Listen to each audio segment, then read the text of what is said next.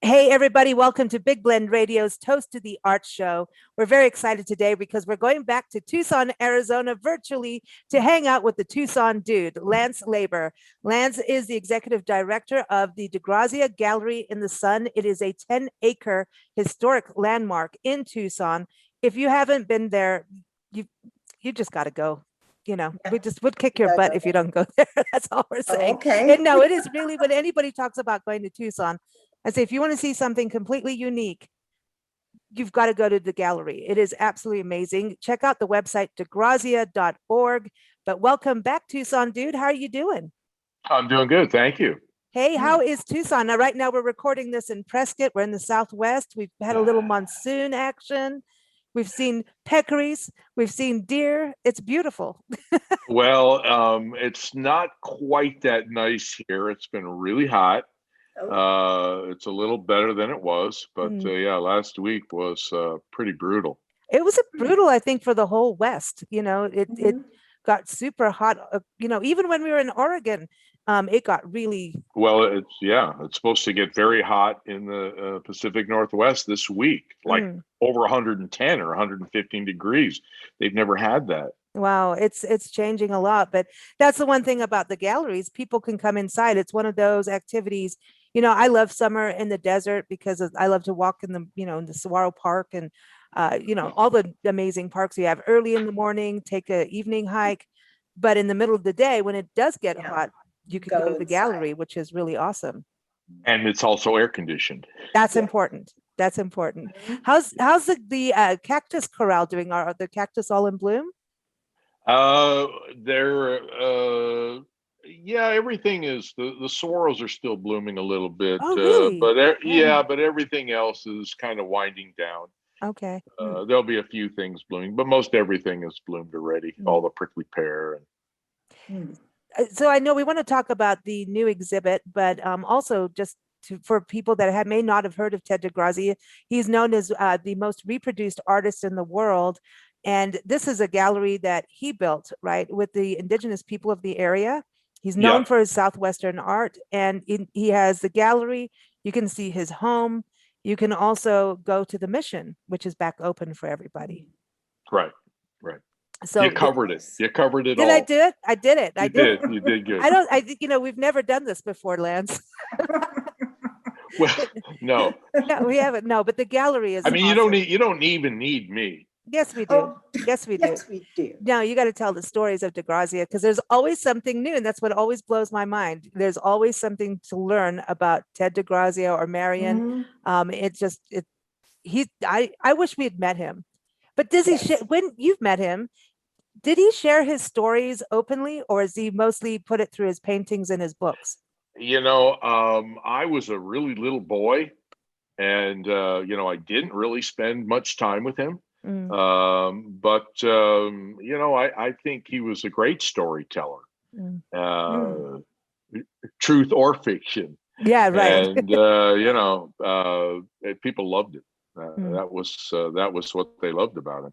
Oh, so when they came out to the gallery, he would sit and talk to him, and he'd tell him his stories, and he'd tell him, he'd spin his yarns and tell the truth about some things, and tell fibs about other things, and people loved it, and they couldn't get enough of it. But when 4 o'clock came, you can't come in. You were locked out of the gallery. No, 4 o'clock, you're out. You're done. Yeah. It's Chivas Regal's time. Chivas Regal time to go have a little dinner and go to bed. Yeah. Is it true that he didn't let Paul McCartney in? It is true. It is true. Paul used to live in Tucson with his wife, Linda. They had some property out on the far east side of Tucson. And he showed up at the gallery one time at 4 o'clock. And I'm sure DeGrazia didn't know who he was. I can't be sure of that. You never know, yeah. Yeah, I mean, if it was my gallery and Paul McCartney walked in, I'd let him in. Yeah. But DeGrazia said, "No, it's 4 o'clock. We're closed. Goodbye." Wow. So he threw Paul McCartney out of his gallery. So, Only DeGrazia would do well, that. Yeah, that's funny. you know, he was such an independent spirit. And I love that the new exhibit is all about the Superstition Mountains and his connection. He's even had a book that he wrote about it. It's like how he did the books like Father Kino. Sure. You know, so he was a writer as well. But the Superstition Mountains, you know, I think it's interesting. His gallery is, you know, at the foothills of the Catalina Mountains. So he's definitely got the spirit of the mountain in him and his work. But Superstition Mountains, I think, is something interesting because that's also connects to the story of where he burnt his paintings. It does.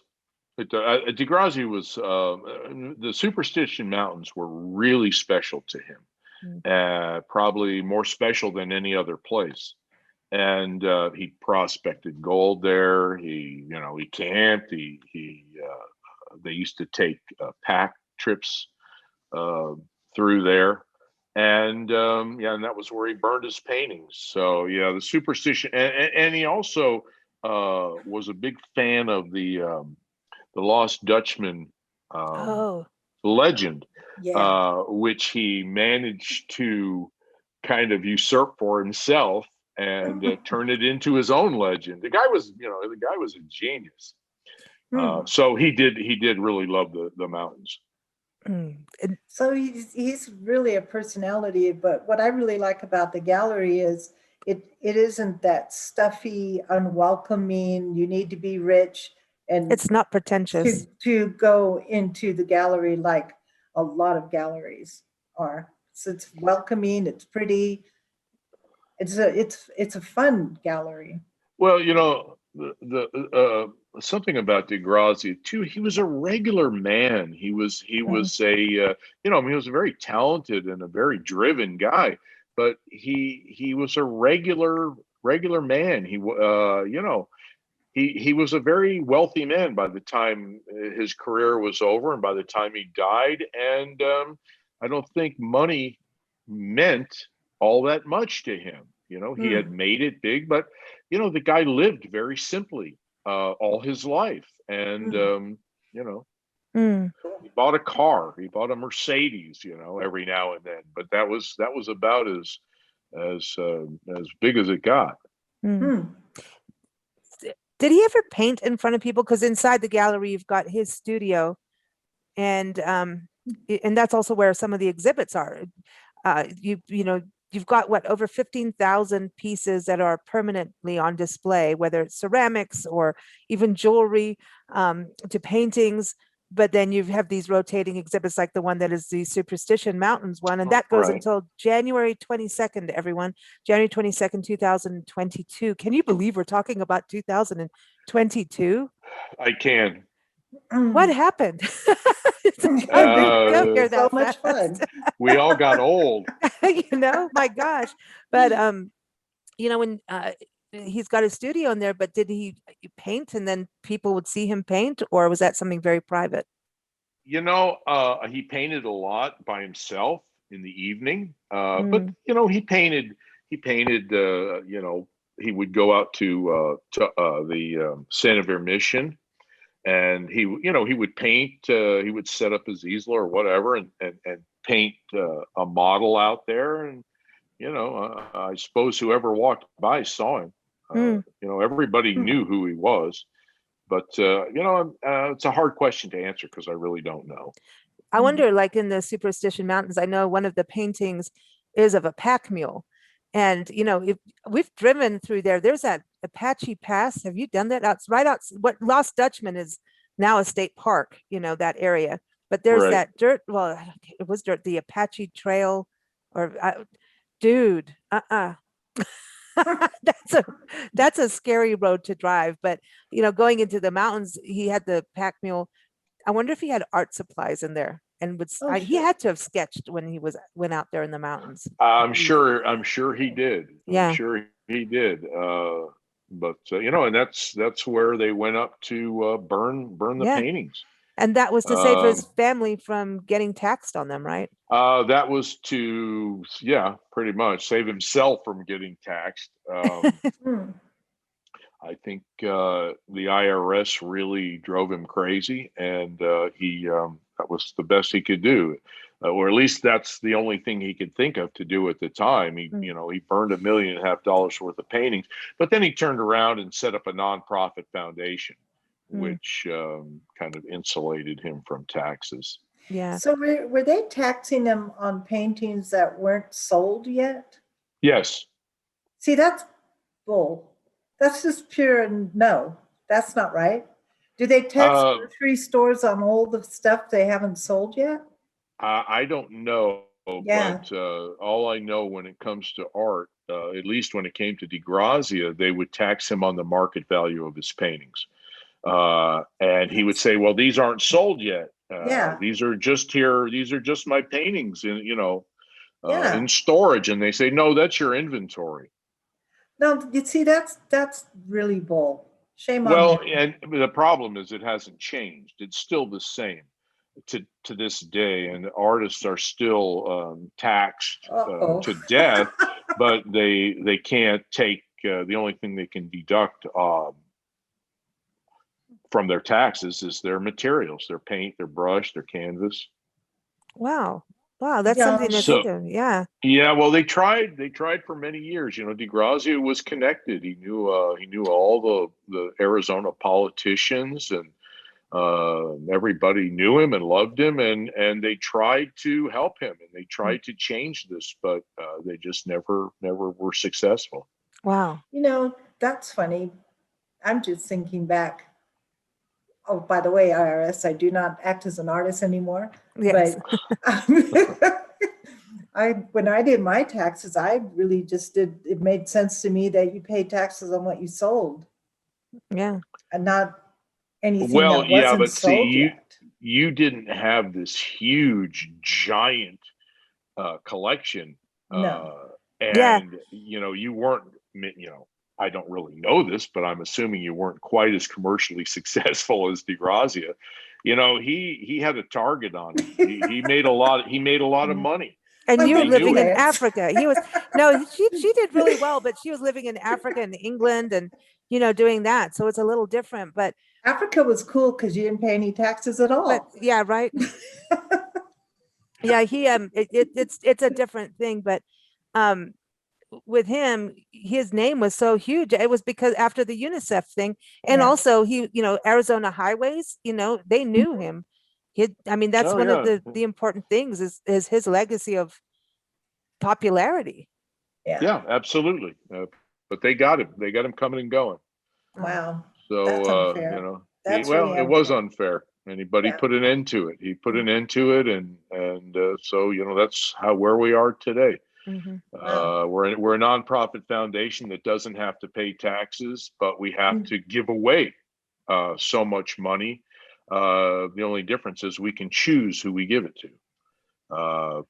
Nice, good charities. We support the arts, and we support children's organizations, and that's and you have educational programs too at the gallery too, right? Then don't you have education programs for kids that come in? I've seen school busloads of school kids go in. Yeah, we bring kids in. We talk to them. We try to get them interested in the arts, and try to get them interested in DeGrazia.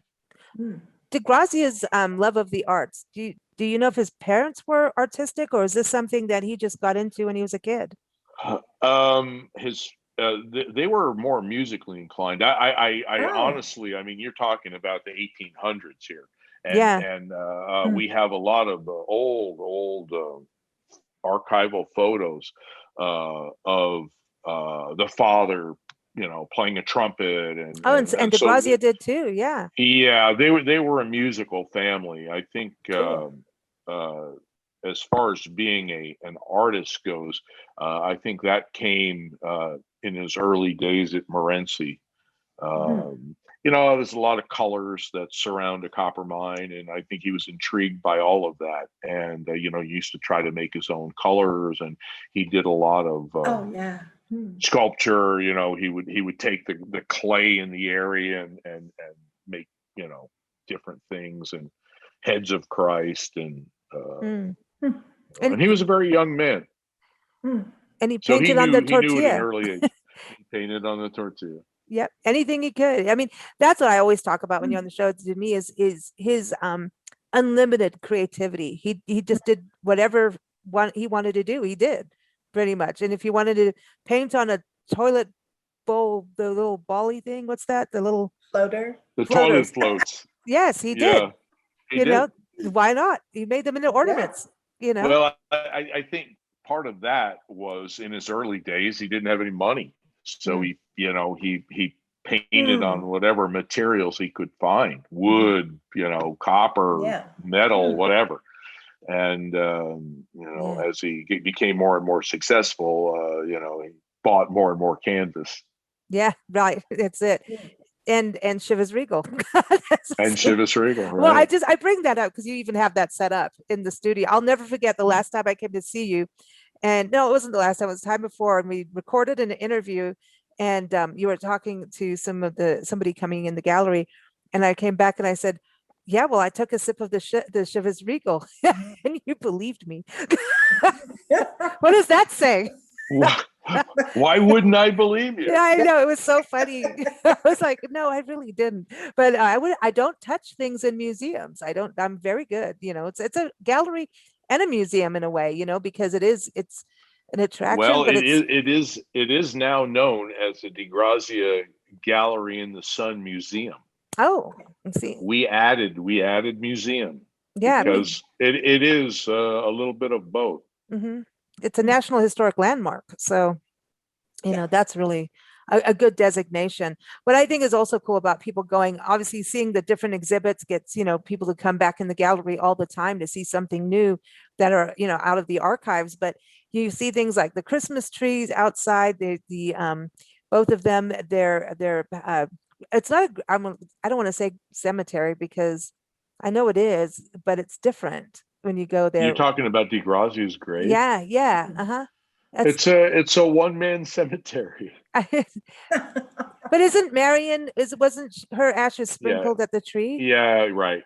So it's a one-man, one-woman cemetery. Yeah, there. And then you've got their house where they lived. I love their house because they had that outdoor area where you could sit outside at night and look at the stars. Sure. The loft. They used to sleep up in the loft. It's pretty up there. That's really special. So the Superstition Mountains, that exhibit starts July 6th through January 22nd, 2022. So 2022 sounds like a good year to me. I think it's going to be awesome. I hope so. It's got to be better than the last year. Yeah, for sure. But at least people can come to the gallery. It's open. So everyone, you can go to the gallery, go to DeGrazia.org. And also some of the exhibits that are on display until September 21st, traditional egg tempera paintings, which I didn't know he did. That is so fascinating to me. Also celestial music and abstract paintings. You see, he did everything. He really did. He really did. I think he just wanted to try everything, the experiment and find out what he really liked to do. And then, well, if it works over here, maybe it'll work over there. That's a true artist. Right. That's true. I was trying to think. He's done music. He's written music. He's done ceramics. What about that big bronze in the fountain? That was his design. Yeah, and let's not forget his architecture. That's right. He was a self-made architect, self-taught architect, and designed and built everything on the property. So and murals. The guy and murals. Yeah, and the one with the mosaic one. That to me is a whole. That's you don't always see giant mosaic murals like that. You don't see too many of them. No, man, that's a big one. All right, everybody, DeGrazia.org is the place to go, but even better, go to the gallery when you go to Tucson, or if you live in Tucson or in Arizona, it is really a must visit place. We can't wait to see you. We're going to see you in February, Lance, so we will see you soon. And everybody, keep up with us at bigblendradio.com. We air our shows Sunday through Friday. Thank you so much, Lance. Tucson dude. Thank you for having